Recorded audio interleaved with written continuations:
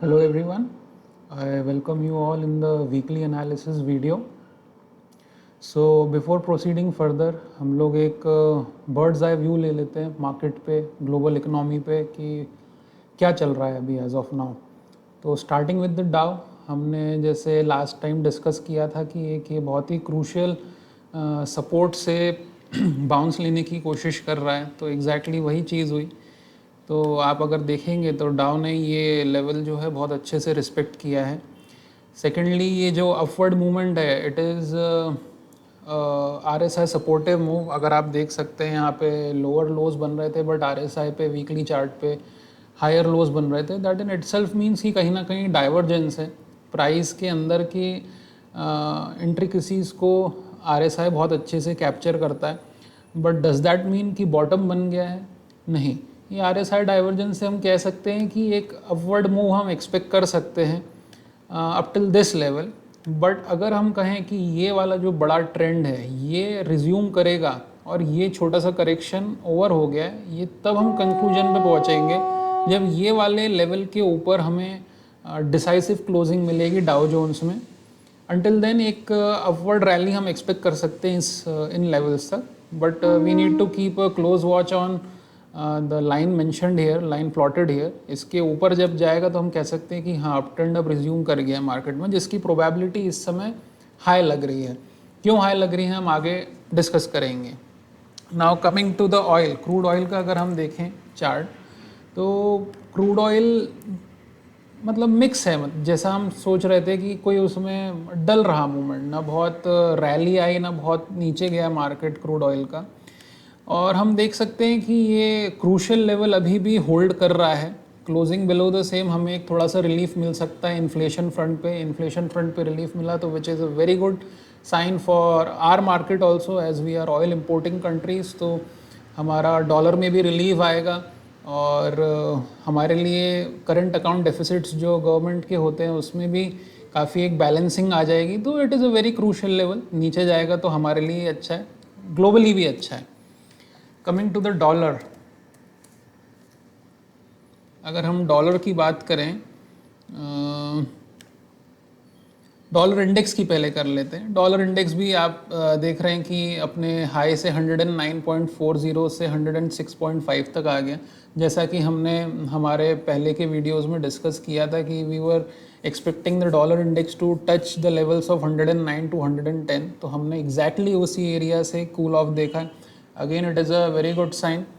Now coming to the USD INR, USD INR हम देख लेते हैं कि क्या चल रहा है अभी एज ऑफ नाउ। तो एक टॉपिंग आउट प्रोसेस दिख रही है हमें यहाँ पे 80 के लेवल्स क्रूड ऑयल ये हमारे डॉलर ने टच कर लिए हैं, जो हमने हमारे ट्विटर हैंडल में in the month of July 2020 जो हमने एक्सपेक्ट किया था when the dollar was trading at around 74, we expected the move till 78 to 80 जो वहाँ क्लियरली पोस्टेड था। तो वो चीज़ अचीव हो चुकी है। वहाँ से थोड़ा सा एक टॉपिंग आउट दिख रहा है हमें, बट कंफर्म नहीं कह सकते कि ये this is the top until certain important levels are broken on the downside या एक स्ट्रक्चरल चेंज दिख जाए हमें डॉलर में। बट हाँ, cooling off is also good for our markets, because हमारे मार्केट्स का मार्केट स्ट्रक्चर, चार्ट स्ट्रक्चर इस हिसाब से अभी एज ऑफ नाउ पॉइज्ड है कि अगर उसमें थोड़ा सा भी इन चीज़ों पे हमें इन फ्रंट पे रिलीफ मिलेगा तो हम लोग एक अच्छी रैली देख पाएंगे। हमें ज़रूरी नहीं है कि एक बहुत सब्सटेंशियल फेवर में मूव चाहिए dollar index, dollar Dow Jones का, नहीं। हम लोग सेल्फ सफिशिएंट है, हमारे चार्ट्स अपने आप में इतने स्ट्रॉन्ग हैं, प्राइस एक्शन इतना स्ट्रॉन्ग है कि इन फ्रंट्स पे अगर थोड़ा भी रिलीफ मिलता है हमें तो हमारे लिए सफिशिएंट है। यील्ड्स भी अगर हम डिस्कस करें तो हमने 10 ईयर यील्ड और 2 ईयर यील्ड में थोड़ा सा कूल ऑफ देखा है, again which is a very good sign हमारे मार्केट फ्रंट पे। So this was a macro level view, bird's eye view की ऑल ओवर द ग्लोब अभी क्या चल रहा है। Now coming to our index, यहाँ पे हम लोग निफ्टी और निफ्टी बैंक का डिस्कशन कर लेते हैं। और आज के वीडियो में एक सेक्टर है जो डार्क हॉर्स सेक्टर, जिस पे हम डिस्कशन करने वाले हैं, वो भी हम आगे के वीडियो में देखेंगे, आगे के पार्ट में, जहाँ पे एक बहुत ही अच्छी इन्वेस्टमेंट अपॉर्चुनिटी बन रही है। तो starting up with the bank Nifty first this time, because bank Nifty का chart as compared to Nifty थोड़ा ज़्यादा स्ट्रॉन्ग है, बुलिश है।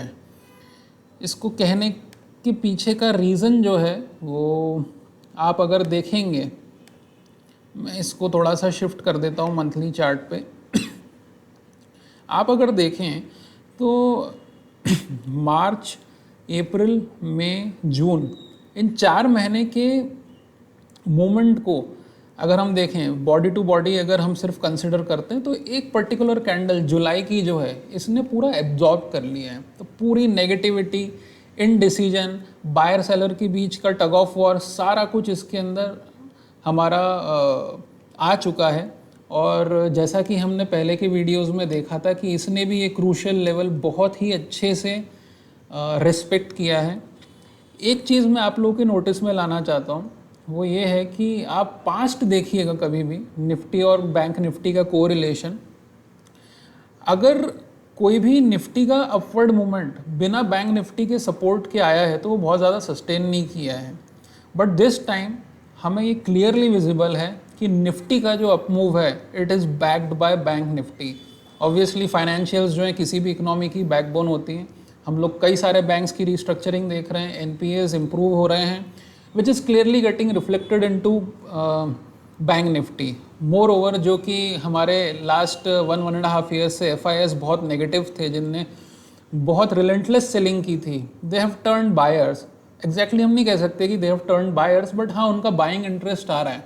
As and when buying interest आता है एफआईआईस का, तो हम लोगों ने एक चीज़ देखी है कि सबसे पहले जो स्टॉक्स हमारे राइज करते हैं वो होते हैं हमारे HDFC twins, HDFC and HDFC limited and HDFC bank, और इनका काफ़ी हैवी वेटेज होता है निफ्टी में। सो कहने की बात यह है कि this upward movement is backed by Nifty bank जो निफ्टी में आया है। तो ये भी एक अच्छी इन्वेस्टमेंट अपॉर्चुनिटी है। यहाँ पे भी हम लोग जो है ईटीएफ्स के थ्रू बाइंग कर सकते हैं निफ्टी बैंक में। But again the horizon should be big, मतलब ऐसा नहीं है कि 1-2 महीने के लिए हम लोग ये बात कर रहे हैं। हमारे एक्सपेक्टेड लेवल्स हैं अराउंड 48,000 के on the bank Nifty, but it will take around 12 to 24 months का अगर आप व्यू लेके चलें तो आपको ईजिली वो रिटर्न्स मिल जाएंगे। Now coming to the Nifty, Nifty का अगर हम चार्ट डिस्कस करें तो आप अगेन देखिए मंथली का चार्ट है, एक बिग पिक्चर ले रहे हैं इसलिए मंथली हम लोग देख रहे हैं। एक अच्छी हेल्दी बाइंग दिख रही है यहाँ पे। अगर हम इसको वीकली में देखें तो आप अगर यहाँ पे देख पाएंगे तो हम लोग को बस एक चीज़ और रिक्वायर्ड है निफ्टी पे, विच is a closing above this level which is 16,793, जो हमने प्रीवियस और प्रीवियस टू प्रीवियस वीडियो में भी डिस्कस किया था।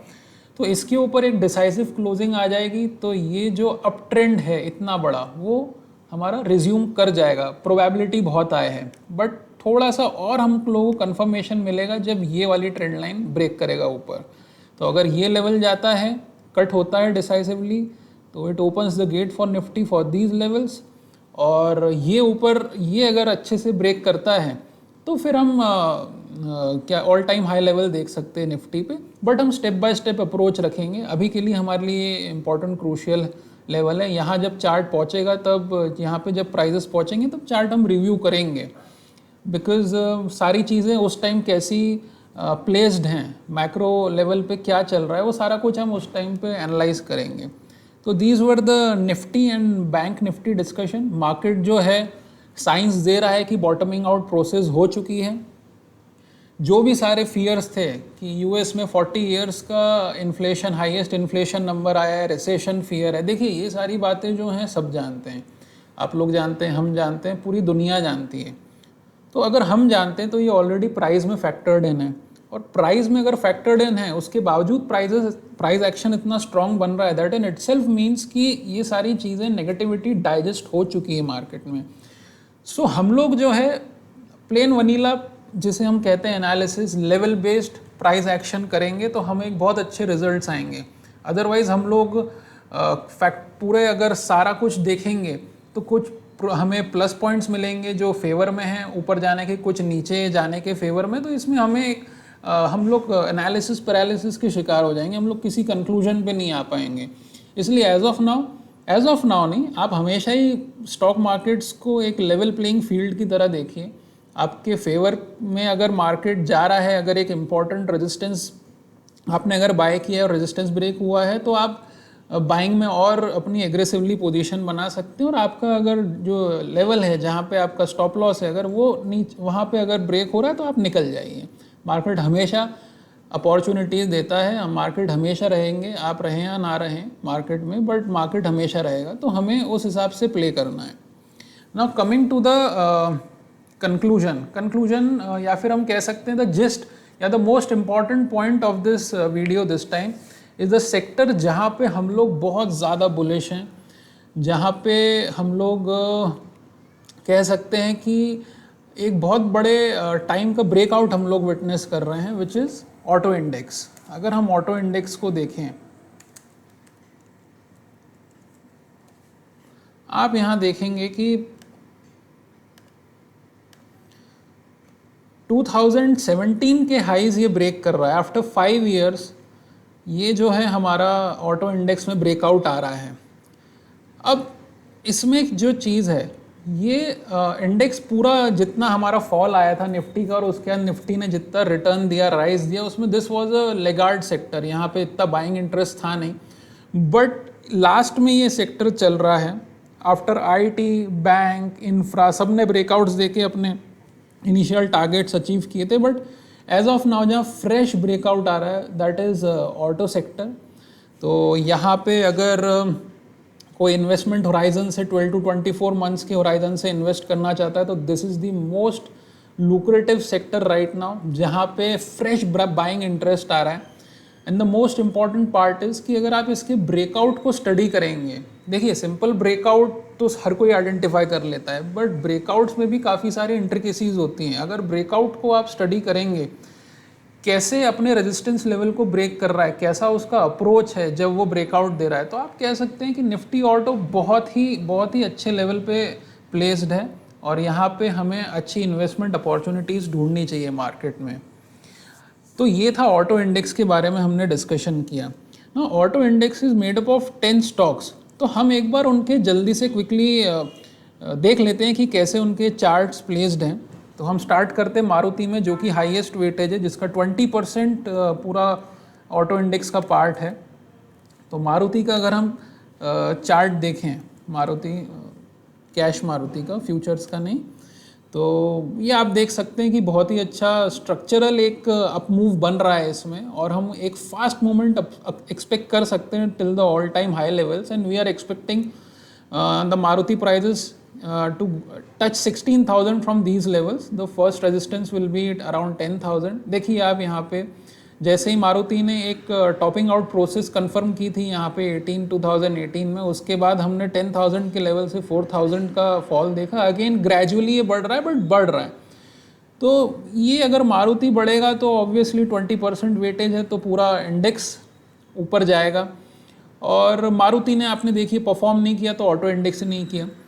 तो ये इसलिए कभी भी हमें इंडेक्स में प्ले करने से पहले एक बार उसके कंपोनेंट्स जो होते हैं, जो स्टॉक्स से मिलके एक इंडेक्स बनता है, उसका भी देख लेना चाहिए कि चार्ट्स कैसे इस समय प्लेस्ड है, वहाँ अपसाइड है कि नहीं है।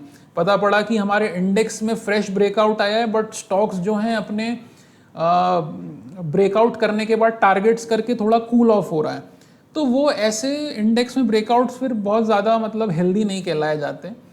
तो इस समय ऑटो जो है पूरा स्टॉक सपोर्टेड है, उसका अपमूव जो है मतलब फेक नहीं लग रहा है, मैनिपुलेटेड, मैनेज्ड नहीं लग रहा है, क्योंकि पूरे auto index, across auto index सारे स्टॉक्स में बाइंग है। सो दिस वाज मारुति। सेकेंडली, और ये जो स्टॉक है हमने 8 जुलाई के वीडियो में भी डिस्कस किया था। So there are certain auto stocks जो हमने पहले के वीडियोज़ में डिस्कस किए हैं। मैं एक बार सारे गो थ्रू कर लेता हूँ जो 10 स्टॉक्स हैं। महिंद्रा एंड महिंद्रा का देखेंगे आप, जो हमने डिस्कस किया था, अपने रेजिस्टेंस लेवल से काफ़ी अच्छा अपमूव कर चुका है महिंद्रा। देन टाटा मोटर्स अगर हम देखें, टाटा मोटर्स भी बहुत अच्छा प्लेस्ड है, ग्रेजुअली अपने ऑल टाइम हाई लेवल्स के ऊपर जा रहा है। पिछले 3-4 महीने की इसने नेगेटिविटी ऑब्जर्व की है। Then comes Bajaj auto. Bajaj auto देखें तो again approaching towards all time high levels. Eicher motor का अगर हम चार्ट देखें तो ये अपने ऑल टाइम हाई लेवल्स पे, ये अगस्त 24 2020 में स्प्लिट हुआ है। ऑल्दो हमने हमारे ट्विटर हैंडल पे आयशर मोटर का अगर मैं आपको बताऊं तो पोस्ट किया हुआ था एनालिसिस, वो भी आप एक बार देख सकते हैं किन लेवल्स से हम लोग इसमें बाइंग में थे। ये देखिए, ये हमारा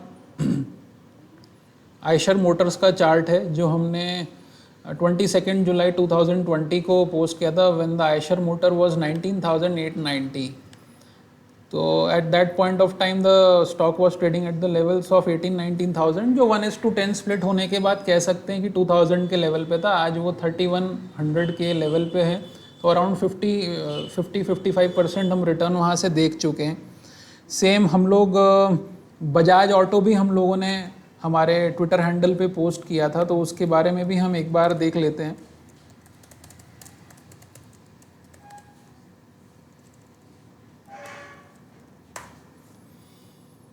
अगेन बजाज ऑटो जो है हमने 3492 यानी 3500 के लेवल पे हम लोगों ने पोस्ट किया था। टारगेट्स जो थे उस टाइम हम लोगों ने दिए थे वाज अराउंड 4200 टू 4300। तो बजाज ऑटो का अगर हम चार्ट देखें तो कह सकते हैं उसके बाद 4300 तक के टारगेट्स अचीव हो गए थे हमारे, बट अगेन अपने सारी नेगेटिविटी और सारा स्लगिशनेस अब्जॉर्व करके अपने ऑल टाइम हाई लेवल्स की तरफ अप्रोच कर रहा है। Then comes the Hero MotoCorp. Hero MotoCorp देखें तो ये थोड़ा सा एक लगार्ड था स्टॉक, बिकॉज जो भी प्राइस एक्शन जो भी इसके अंदर चीज़ें रही होंगी, बट अगर आप देखें तो इसमें एक ये डाउन ट्रेंड इसने ब्रेक किया है और अपना अपवर्ड रैली रिज्यूम कर रहा है, तो which is a good sign. Ashok Leyland ये अपने ऑल टाइम हाइस की तरफ अप्रोच कर रहा है, which is a good sign. TVS motor में तो फ्रेश ब्रेकआउट दिया है, तो ये बहुत अच्छा अभी इस समय प्लेस्ड है। ट्यूब इन्वेस्टमेंट्स भी काफ़ी अच्छा पॉजिटिव इसमें कह सकते हैं कि प्राइस एक्शन है। लास्टली बालकृष्ण इंडस्ट्री, अगेन ये इसने अगर आप देखेंगे मंथली चार्ट्स पे तो एक ये लेवल क्रॉस किया है और यहाँ से ये अपने अपवर्ड ट्रेजेक्ट्री को फॉलो करेगा और ऑल टाइम हाई लेवल्स पे पहुँचने की इसकी कोशिश रहेगी। तो हमने अगर सारे कंपोनेंट्स देख लिए निफ्टी ऑटो के, तो आप देख सकते हैं कि किसी में ब्रेकआउट एक्सपेक्टेड है, कोई ब्रेकआउट दे रहा है, कोई ब्रेकआउट के ऊपर है, किसी ने अपना डाउन ट्रेंड एंड करके अप ट्रेंड के करेक्शन को एंड करके हमारे अपवर्ड मूवमेंट को रिज्यूम किया। तो सारे इंडेक्स मतलब सारे स्टॉक्स जो हैं इंडेक्स के अंदर बहुत अच्छी तरीके से प्लेस्ड हैं। तो इस समय the dark horse sector is auto index. तो अगर ऑटोज एंड ऑटो एंसिलरीज को हमें प्ले करना है तो auto index is the best thing जहाँ पे आप अपना मनी पार्क कर सकते हैं। नाउ कैसे कर सकते हैं ये भी हमें समझ में आना चाहिए। सी देयर आर टू थिंग्स जिसके थ्रू आप मार्केट में मनी इन्वेस्ट कर सकते हैं ऑटो इंडेक्स में। Firstly is the ETF, buying ETFs of auto index, जिससे आप जो है इंडेक्स में अपनी पोजीशन बिल्ड कर सकते हैं, इन्वेस्ट कर सकते हैं। सेकेंडली स्टॉक स्पेसिफिक अप्रोच, जिस परसेंटेज के हिसाब से स्टॉक्स का होल्डिंग है इंडेक्स के अंदर उसी पैटर्न में जो है आप उतने वेटेज के साथ अपना ऑटो इंडेक्स का पोर्टफोलियो क्रिएट कर सकते हैं। एक मेथड ये है। सेकेंडली आप इंडेक्स लेंगे, इंडेक्स कैसे लेंगे? ETF के थ्रू। अगर आपने ETF के थ्रू परचेज किया तो आपने पूरा ऑटो स्टॉक्स की बास्केट परचेज कर ली। Now there are certain benefits कि ETF क्यों हम लोग प्रेफर करते हैं ओवर स्टॉक्स। देखिए, फर्स्ट ऑफ ऑल ये पूरी बास्केट है तो डाइवर्सिफाइड हो गई। सेकेंडली इसमें स्टॉक स्पेसिफिक रिस्क नहीं है। मान लीजिए फॉर सपोज मारुति में कल को कोई बैड न्यूज़ आ जाती है या हमारे आयशर मोटर में बैड न्यूज़ आ जाती है, तो वो एक पर्टिकुलर स्टॉक नीचे जाएगा, वो एक सर्टन पीरियड तक अगर अंडर परफॉर्म करेगा तो उसको ऑटो इंडेक्स से निकाल देंगे, उसको कोई और रिप्लेस कर लेगा जो कि परफॉर्मिंग स्टॉक है उस पर्टिकुलर सेक्टर का। तो ये इसे बोलते हैं ऑटो रीबैलेंसिंग। यानी आपका इंडेक्स तो इंटैक्ट है, अप मूव ऊपर जाता रहेगा और रीबैलेंस होता रहेगा, तो हमारे पास वो स्टॉक स्पेसिफिक रिस्क जो हम कैरी करते हैं वो एलिमिनेट हो जाती है। तो firstly we are buying the basket, जिससे डाइवर्सिफिकेशन है, हमें स्टॉक स्पेसिफिक रिस्क नहीं है उसमें, और ये ऑटोमेटिकली पीरियोडिकली रीबैलेंस होता रहता है। तो दीज आर द बेनिफिट्स और ETF। नाउ अगर आप चाहें कि नहीं हमें स्टॉक में भी इन्वेस्ट करना है, हम लोग स्टॉक्स से ज़्यादा रिलेट कर पाते हैं, इंडेक्स में कंफर्टेबल नहीं है, या फिर इंडेक्स में भी करना है स्टॉक में भी करना है। So the composition depends upon the risk appetite. देखिए पर्सनली मैं बताऊं तो जैसे मुझे अगर पर्सनली इन्वेस्ट करना है तो I will park 80% of my fund in the ETF, Nifty auto index ETF। 20% मैं उन स्टॉक्स में लूँगा ऑटो सेक्टर के जो ऑटो इंडेक्स को भी आउट परफॉर्म कर रहे हैं। अदरवाइज अगर वही रिटर्न मैं एक्सपेक्ट कर रहा हूँ तो मैं स्टॉक स्पेसिफिक रिस्क लेके क्यों मैं स्टॉक्स में इन्वेस्ट करूँगा। अगर मैं स्टॉक्स स्पेसिफिक रिस्क ले रहा हूँ, इंडेक्स रिलेटेड रिस्क ले रहा हूँ, दोनों रिस्क कैरी कर रहा हूँ, तो मुझे रिटर्न भी उससे ज़्यादा ही एंटिसिपेट करूँगा, एक्सपेक्ट करूँगा। तो मैं उन सेक्टर उन स्टॉक्स में मैं ऑटोज़ के या ऑटो एक्सिलरी के इन्वेस्ट करना चाहूँगा जो ऑटो इंडेक्स को ही आउट परफॉर्म कर रहे हैं। तो वो एक अलग लेवल की स्टडी होती है जो कि एक वीडियो में डिस्कस करना थोड़ा सा डिफिकल्ट होता है। Otherwise what you can do is what I am doing right now is, and consider this as the disclaimer of the video also, I am investing heavily in Nifty auto index ETFs, और major portion around 80 to 85% of the invested fund is in the ETFs। जो remaining 20%, 15 to 20% है उसे मैं stock specific play कर रहा हूँ। वहाँ से रिटर्न्स अगर आ रहे हैं, जनरेट हो रहे हैं विज़ाविज़ ऑटो सेक्टर, क्विकली अगर जनरेट हो रहे हैं, तो वहाँ से वो रिटर्न्स को मैं प्रॉफिट बुक करके अगेन वो मनी इंडेक्स में प्ले कर रहा हूँ, वहाँ पे इन्वेस्ट कर रहा हूँ। So as a part of disclaimer भी इसे लीजिएगा कि हमारा व्यू बायस्ड हो सकता है because we have good heavy position in the auto index, but हमें ये चीज़ इस समय सबसे लुक्रेटिव और सबसे अच्छा सेक्टर लग रहा है, इसलिए हम लोग यहाँ पे बड़े लेवल पे इन्वेस्टमेंट कर रहे हैं। देखिए दो चीज़ें रहती हैं, जब आपका कन्विक्शन बहुत हाई है और अगर आप रिस्क लेने की कैपेसिटी रखते हैं तो कभी कभी क्या रहता है कि पोर्टफोलियो को कंसंट्रेटेड भी रखना ज़रूरी होता है। क्या होता है जब ज़रूरत से ज़्यादा हम लोग डाइवर्सिफाई कर जाते हैं तो जो अगर हम एक ग्राफ प्लॉट करें, the graph where it indicate the marginal benefit of diversification, the slope goes downward. मतलब बहुत ज़्यादा अगर हमने डाइवर्सिफिकेशन कर दिया तो डाइवर्सिफिकेशन का बेनिफिट ही नहीं आएगा, आप कभी आउट परफॉर्म कर ही नहीं पाएंगे मार्केट को।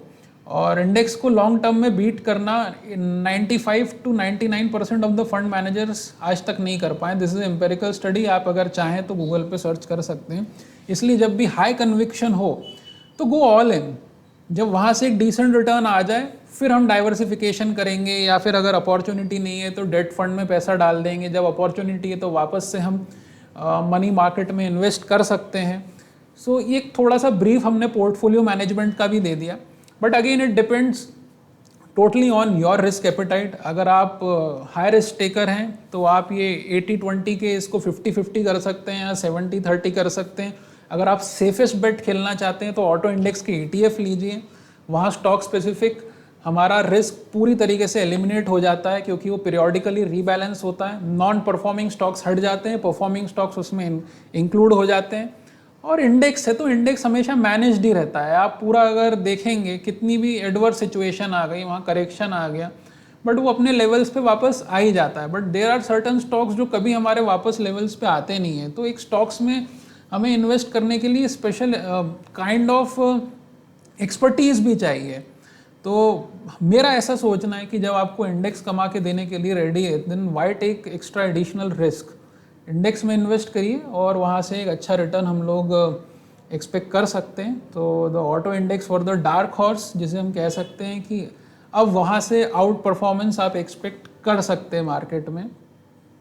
तो जैसा कि मैंने बताया disclaimer, we are invested in the auto sector and all the stocks, we might have position in the stocks as well. So before taking any position in any of the stock और index, we recommend you to take the guidance of your financial advisor. So इस video में इतना ही, हम लोग next video में next week Saturday को मिलेंगे। So till then, thank you very much.